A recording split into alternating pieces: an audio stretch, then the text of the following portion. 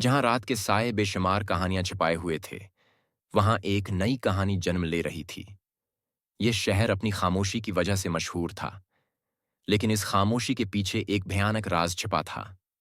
रमशा, जो एक नौजवान और खूबसूरत लड़की थी, ने अपनी जिंदगी के सबसे बड़े फैसले की तरफ कदम बढ़ाया।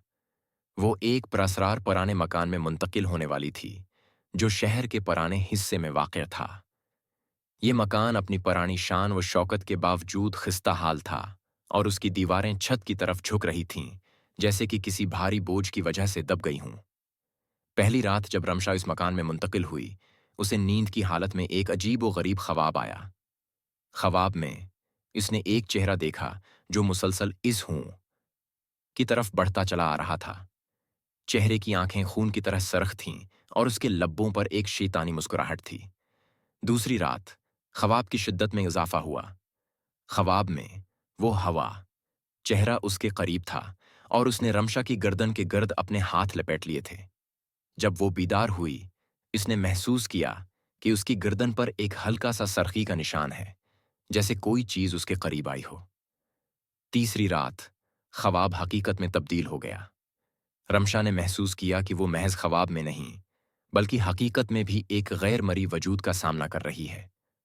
रात के वक्त उसने महसूस किया कि कोई नर्म हाथ इसकी जल्द को छू रहा है और उसके जिस्म में सर्दी की एक लहर दौड़ रही है।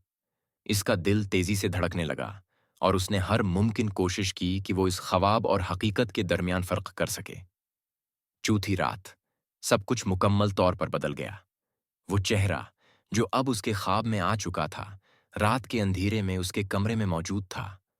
उसने रमशा की तरफ बढ़ते हुए देखा और उसकी आंखों में एक भयानक चमक थी।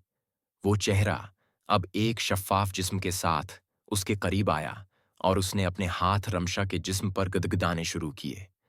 रमशा ने शोर मचाने की कोशिश की, लेकिन उसकी आवाज़ खामोशी में मुद्गम हो गई। जब सुबह हुई, रमशा हुआ ने देखा कि उसके जिस्म पर गहरे सरख निशान हैं, जो किसी शैतानी वजूद की यादगार थे।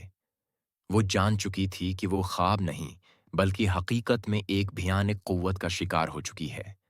उसने फैसला किया कि वो फौरन इस मकान से बाहर निकलेगी। शहर खामोशी के पुराने मकान में एक नई कहानी खत्म हो गई थी, लेकिन उसका भूत अभी भी उस मकान में रह गया था, नई शिकार की तलाश में। रमशा की कहानी एक इंतिबाह थी कि कभी भी पुराने मकानों में न रहें, क्योंकि उनकी खामोशी में बहुत कुछ छिपा होता है। Subscribe my YouTube channel horror stories.